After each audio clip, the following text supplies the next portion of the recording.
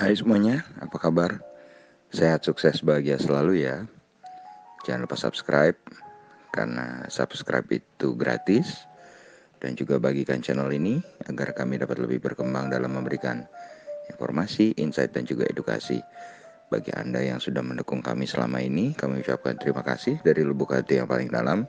Semoga Anda selalu diberikan kesehatan, rezeki, dan kebahagiaan yang melimpah. Mari kita mulai insight kita kali ini tentang sebuah perusahaan yang bernama Samudra Indonesia Tbk atau singkatannya SMDR. SMDR ini didirikan 13 November 1964 dengan kantor cabang di seluruh kota pelabuhan utama di Indonesia dengan kantor pusat di Gedung Samudra Indonesia di Jalan Letnan Jenderal S. Parman, Jakarta Barat. Ada dua pemegang saham yang lain selain masyarakat, yaitu PT Samudra Indonesia Tangguh sebagai induk usaha dan PT Ngrumat Bondo Utomo. Berdasarkan anggaran dasar perusahaannya, ruang lingkup kegiatan SMDR meliputi kegiatan pelayaran termasuk pengangkutan barang dengan kapal dan kegiatan lainnya dengan bertindak sebagai agen, baik keagenan lokal maupun keagenan umum untuk perusahaan pelayaran lainnya.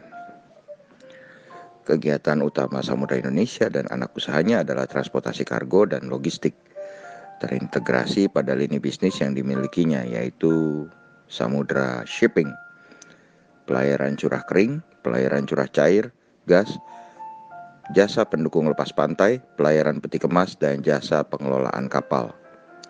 Samudra Logistik, Samudra Terminal, dan Samudra Agencies. Kemudian kalau kita lihat, Samudra Indonesia ini begitu banyak memiliki anak perusahaan.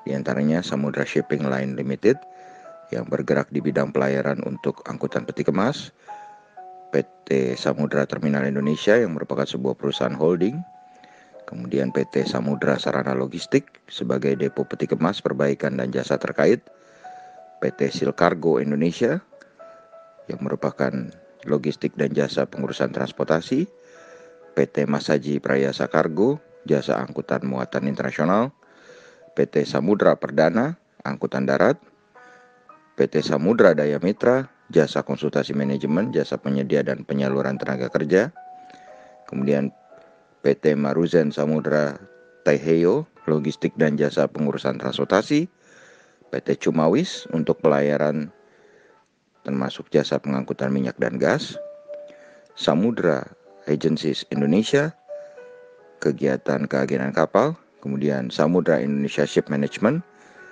yang mengurus kegiatan keagenan awak kapal, dan PT Samudra Properti Indonesia, pembangunan perdagangan jasa dan industri, kemudian Ocean Shipping Pte Limited, kegiatan keagenan, kemudian PT Samudra Perkapalan Indonesia yang dahulu namanya PT Tangkindo Perdana, merupakan pelayaran termasuk jasa pengangkutan minyak dan gas, kemudian Foremost Maritime Pte Limited, jasa pengangkutan angkutan laut domestik dan luar negeri, kemudian PT Samudra Shipping Service, jasa penunjang, pertambangan minyak dan gas bumi, serta jasa angkutan laut domestik dan luar negeri untuk barang. Kemudian Samudra Shipping Line India yang merupakan kegiatan keagenan, Samudra Traffic Company Ltd, kegiatan keagenan juga, kemudian Samudra Intermodal SDN HD, kembali kegiatan keagenan, kemudian Sil Cargo Logistik Singapura, jasa angkutan muatan internasional, kemudian Samudra Cargo Service LLC, logistik dan jasa pengurusan transportasi, Prime Maritime Divisi LLC, logistik dan jasa pengurusan transportasi, kemudian Shell Hawk Sil Cargo, kegiatan pergudangan, PT Pelabuhan Samudra Palaran, penyedia dan atau pelayanan jasa kapal, penumpang dan barang, PT Primanur Panurjuan, jasa bongkar muat barang, PT Samudra Jaya, perusahaan bongkar muat tangguh, yang merupakan jasa bongkar muat barang dari dan ke atas kapal, serta pengambilan dan penyerahan barang ke atas kendaraan, PT Samudra Sarana Terminal Indonesia, jasa reparasi mesin untuk umum dan jasa perdagangan, PT Masaji Kargo Sentra Tama, penanganan muatan di pergudangan, PT Masaji Tatanan Kontainer, Depo Peti Kemas, perbaikan dan jasa terkait, PT Samudra GWD Logistik, penanganan muatan dan pergudangan, PT Samudra Asahi Shipping, pelayanan jasa penyewaan kapal laut, jasa angkutan dalam negeri dan barang khusus kegiatan keagenan, dan yang terakhir PT Adip Gold Logistik. Wow, banyak banget ya. Kemudian kalau kita lihat PT Samudra Indonesia Tbk ini, dia pertama-tamanya turun ke pasar modal adalah tanggal 5 Juli 1999. Posisi saham publik adalah 27,81%. Dengan komisaris utama adalah Shanti Lasminingsih, dengan direktur utama Bani Maulana Mulya. Kemudian kalau kita lihat market capital atau nilai pasar dari SMDR sendiri memang sangat kecil, yaitu hanya 818,78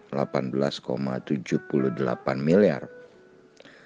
Kemudian kalau kita lihat EPS-nya tahun ini mengalami pertumbuhan setelah tahun lalu EPS-nya negatif. Tahun ini berada di posisi 0.00301 US dollar dengan sales 247,65 juta US dollar, aset sebesar 522,05 juta US dollar, liability 273,11 juta US dollar, equity 173,99 juta US dollar, cash flow sebesar 17,29 juta US dollar dengan net profit sebesar 4,92 juta US dollar dengan book value per share 0,0531 US dollar. Ini menghasilkan valuasi yang sangat menarik menurut saya. Ini price earning ratio-nya hanya 5,81 kali dan price to book value-nya 0,33 kali. Tapi secara net profit margin memang ya kurang begitu baik ya. Net profit marginnya cukup kecil, hanya 1,98%. Kemudian return on equity-nya hanya 5,66% dengan rasio utangnya 156,97%. Lalu bagaimana dengan pergerakan harganya? Secara year to date, SMDR ini diperdagangkan dengan price range dari 112 ke 288. Jadi untuk saat ini secara year to date atau dari awal tahun sampai sekarang, di harga yang saat ini 250 SMDR sudah tidak bisa dikatakan murah.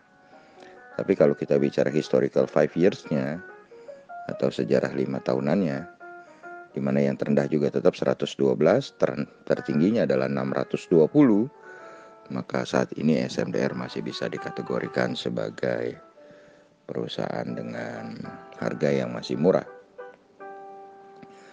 Kemudian kalau kita lihat sendiri, dividen yield-nya adalah 3,2% dengan dividen payout ratio-nya sebesar 18,6. Dan perusahaan ini sendiri sejak tahun 2015 adalah perusahaan yang selalu rutin membagikan dividen. Bagaimana menurut Anda? Apakah Anda tertarik dengan SMDR? Sebuah perusahaan perkapalan raksasa dengan valuasi yang sangat murah menurut saya. Tapi secara profitability dan secara rasio utang kurang begitu baik. Dan nilai pasar atau market capitalnya kecil di bawah 1 triliun. Anda yang memutuskan apakah ini termasuk dalam trading plan Anda atau investment plan Anda. Kami hanya memberikan insight, semoga bermanfaat. Tetap sehat, tetap semangat, maju terus dalam mencari profit maksimal di pasar modal Indonesia. Dan jangan lupa bahagia.